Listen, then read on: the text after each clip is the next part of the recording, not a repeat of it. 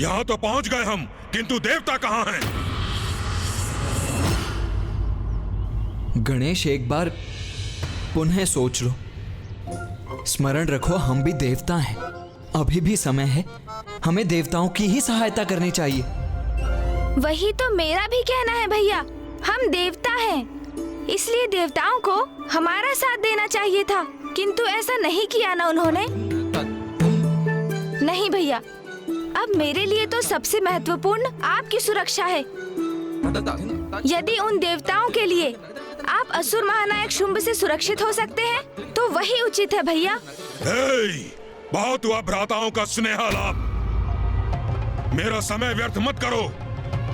मुझे बताओ, कहाँ छुपे हैं देवता? नहीं गणेश, इस अदृश्य दीवार के उस पार।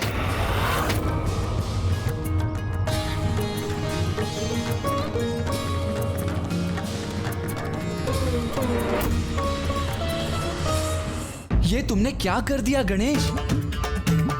यहाँ का गुप्त रहस्य इस असुर के सामने उजागर कर दिया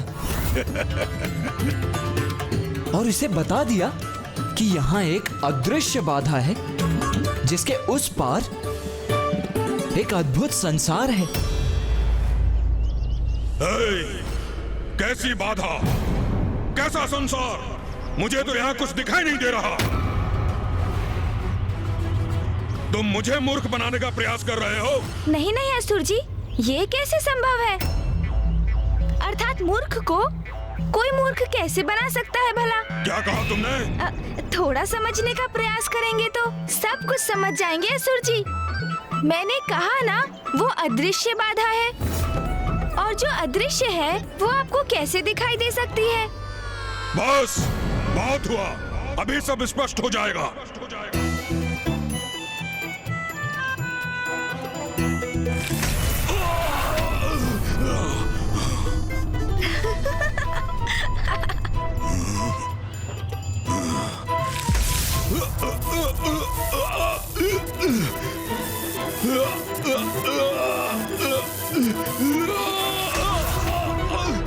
अरे अरे, ये क्या कर रहे हैं असुर जी?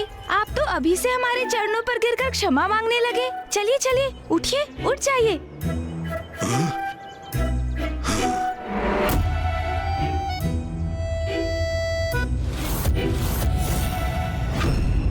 स्पष्ट हो गया ना असुर जी?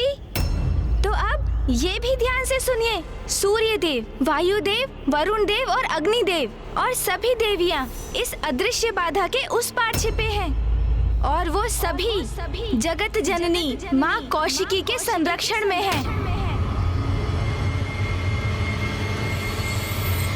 अरे वाह, ये तो और भी उत्तम है। देवता, देवियां और ये सब जिसे जगत जननी पुकारते हैं, वो सब हैं यहाँ। यदि मैं इन सबको एक साथ यहाँ से बंदी बनाकर ले जाऊं, तो उसका तो आनंद ही कुछ और होगा। अरे अरे असुर जी, एक बात तो मैं आपको बताना ही भूल गया। वहाँ जाने के लिए आपको नारी शक्ति को जागृत करना होगा।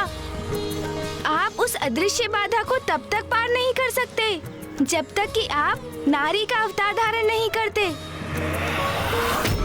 क्योंकि माता कौशिकी वहाँ अपने भक्तों को नारी रूप में ही आने की अनुमति देती है।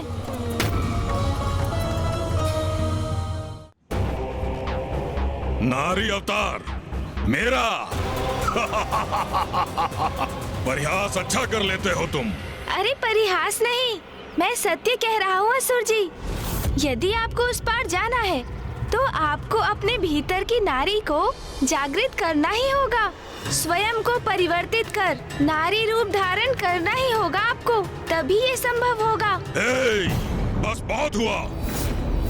तुम्हें बुद्धिहीन दिखाई देता हूँ मैं? जो कुछ तुम कहोगे उसका विश्वास कर लूंगा। अब समझा, मेरा समय व्यर्थ करने की चाल थी तुम्हारी। तुम और तुम्हारे भ्राता ने पुनः अपनी माया का प्रयोग कर देवताओं को भागने का अवसर दिया, और मुझे प्रलोभन देकर मेरा समय नष्ट करने हेतु मुझे यहाँ ले आए। क्रीड़ा कर रहे हो मेरे साथ कि मैं अपनी भीतर की नारी को जागृत करूं? जो नारी मेरे पांव तले रहती है, उसी नारी में परिवर्तित करूं स्वयं को? ना। असुर जी, आपको यहाँ लाकर मैंने अपने कर्तव्य का निर्वहन किया।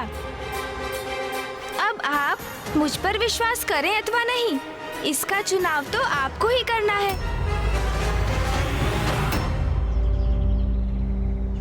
माँ, हमने अपना दायित्व निभा दिया, अब हमें आज्ञा दीजिए।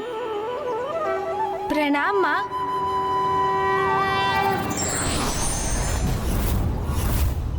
अरे कहाँ चले गए ये दोनों? इन दोनों ने छल किया है मेरे साथ। देवता यहाँ नहीं, कहीं और छुपे हैं। मुझे भटकाने के लिए लाए थे ये दोनों। कहीं भी छिपे हो देवता, उन्हें तो मैं ढूंढ कर ही रहूंगा।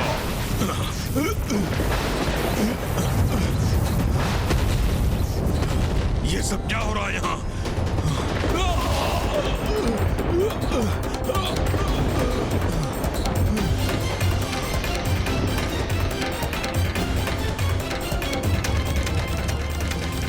अरे अदृश्य नहीं रही ये बाधा, कोई मेरी सहायता करने की चेष्टा कर रहा है।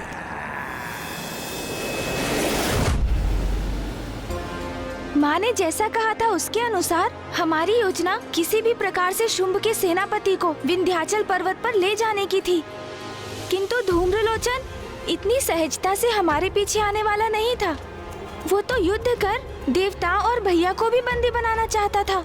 इसलिए मैंने और भैया ने उन्हें भ्रमित करने के लिए ये योजना बनाई और छल से मैंने उनका विश्वास जीत लिया।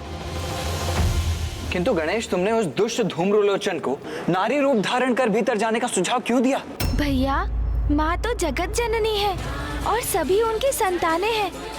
हम, आप, देवगण और असुर भी। और वो अपनी सभी संतानों को सुधरने का एक अवसर अवश्य देती है। मैं तो धूम्रलोचन को माँ के दर्शन करने का अवसर दे रहा था। यदि वो भक्ति भाव से वहाँ जाकर माँ के दर्शन करता तो उसके समस्त पाप धुल जाते।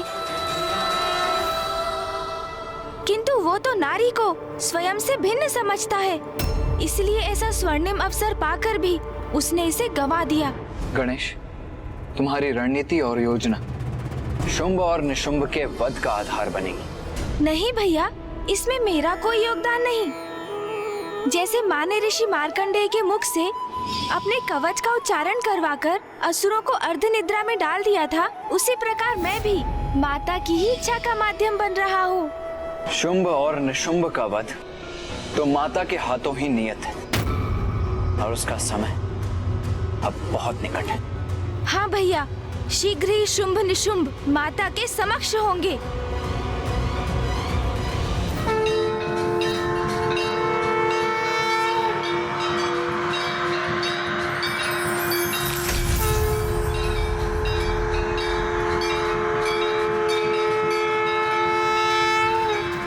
इस पारदर्शी बाधा के उस पार ये देवियां यहीं स्थित हैं वो। अरे इनके समक्ष ये कैसी अद्भुत ज्योति स्थित है। अद्भुत, ऐसा अद्भुत सौंदर्य तो पूर्व में मैंने कभी नहीं देखा। कौन है ये सुंदरी?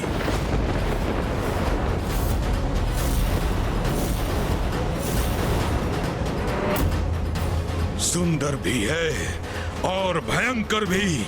अद्भुत, सर्वथा अद्भुत है ये सुंदरी। मैं अभी जाकर महाराज शुंभ को इस बारे में सूचित करता हूँ। तुम्हारे अंत का आरंभ अब हो चुका है असुरों।